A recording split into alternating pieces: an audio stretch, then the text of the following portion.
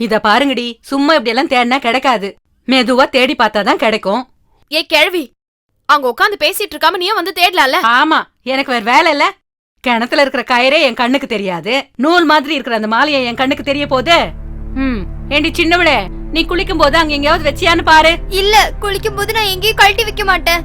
அப்போ நீ விடிஞ்சதுக்கு அப்புறம் தான் பாத்தியா? ஆமா, இப்பதாக்கா நான் பார்த்தேன். கழுத்துல இருந்த மாதிரி தான் எனக்கு தோணுச்சு. தோணுண்டி. அம்மா எவ்வளவு கஷ்டப்பட்டு அந்த மாலையை வாங்கினாங்கன்னு தெரியுமா உனக்கு? அந்த கஷ்டம் எல்லாம் உனக்கு எங்க தெரிய போகுது? அட நீ வேற, அத திருட இந்த வீட்ல எந்த திருடனும் வர போறது இல்ல. நீ நல்லா தேடி பாரு, அங்கதான் எங்கயாவது இருக்கும். இதுக்கு மேல ஏதாவது பேசினா என் வாயில ஏதாவது வந்துட போகுது.